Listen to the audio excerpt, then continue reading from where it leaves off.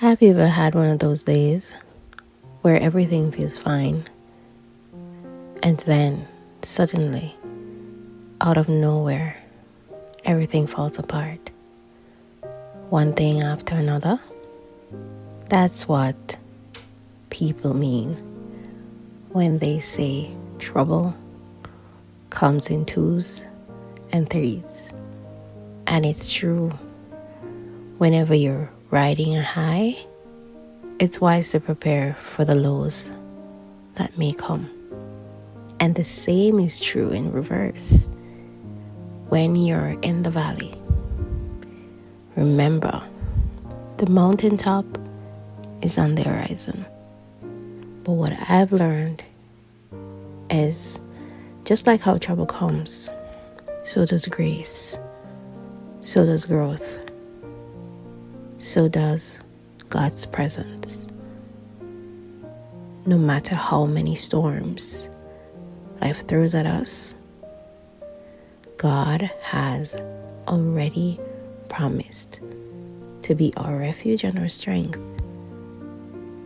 And today, I want to remind you, this too shall pass. Hi guys. As a child in a group of 3 siblings, I've seen my fair share of trouble in 2s and 3s. And it's funny, you know what it reminds me of? Life sometimes feels a lot like trying to negotiate with toddlers in their terrible 2s. It doesn't work. It doesn't make sense. And it can turn in an instant. One moment, everything is going smoothly. You're having a great morning. The next, meltdown. Over what? Something small, like pouring milk on the cereal instead of pouring the cereal into the milk. And just like that, out of nowhere, the day feels ruined. Screaming time. Isn't that how life hits us sometimes?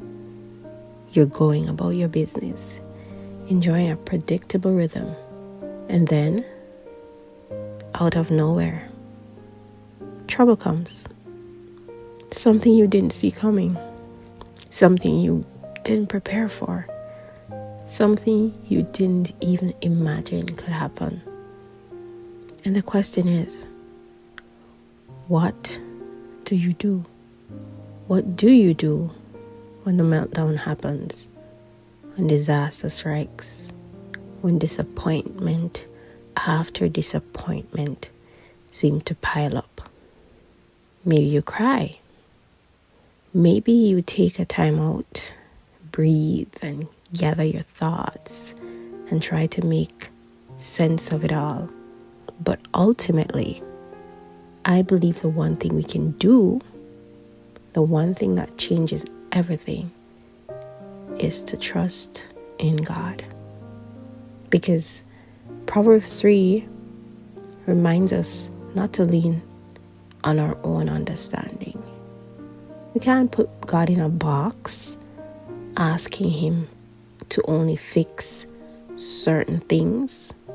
We have to trust Him fully because He rewards those who diligently seek Him.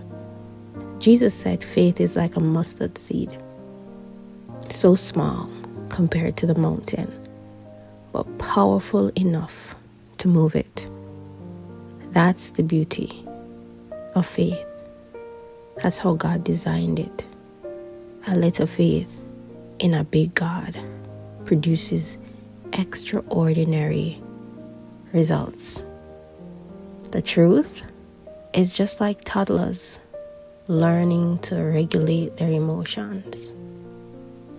We don't have control over most of what comes our way. But Our circumstances aren't what defines us. Our response to them does. That's what people remember. That's what tells the real story about us. And this became real for me. Recently, my parents got some difficult news, and my first instinct was to rush home, to comfort, to step in like the parent. But after pausing, after letting the emotions settle, I realized the best thing I could do was to pray and wait on God. To trust that Father God is working things out in His perfect timing, with His perfect plan.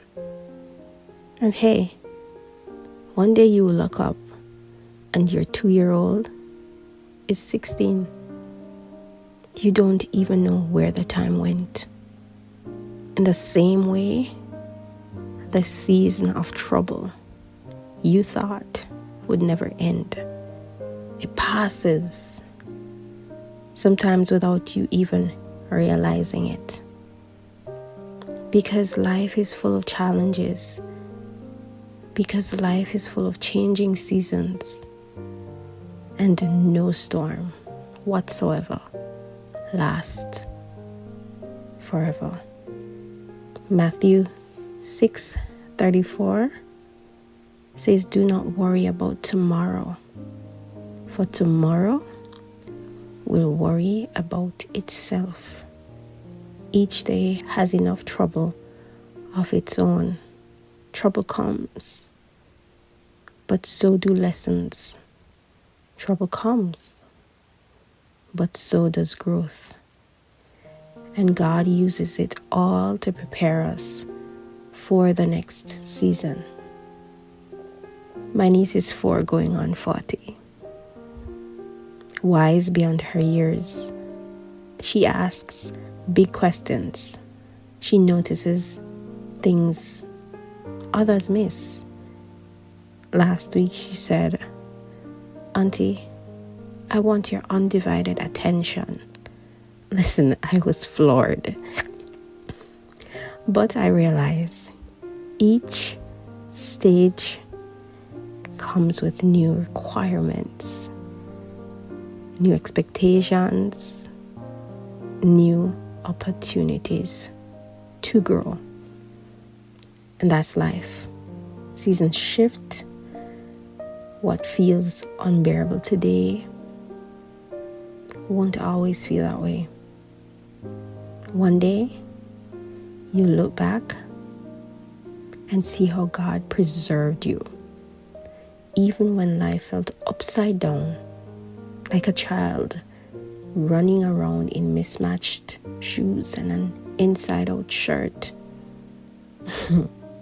Messy, unhinged, overwhelmed, but still loved. Because that's us. Many times, probably most of the times. But God never stops chasing after us, running after us. His love tears down lies, breaks down walls, and finds us where we are. Picture a parent trying to get a toddler ready for an appointment. The child has decided they want to be dressed as Spider-Man, and only after a round or two of hide and go seek, you still go searching, you still chase them, you still get them dressed. Because as the parent, you know best. Psalm 46:1 says, "God is our refuge and strength, an ever-present help in trouble." Not occasional help, not once in a while help, an ever-present help. So no matter what storm you're facing today, no matter how heavy the burden or how fierce the waves. Take heart. You're not alone. God is beside you. He will carry you, cover you, and give you the strength to stand. When you feel anxious, exhausted, rejected, unqualified, remember this: because of Jesus, you are already an overcomer. So breathe, pray, trust in God, and rest in His love today. Until next time, be blessed.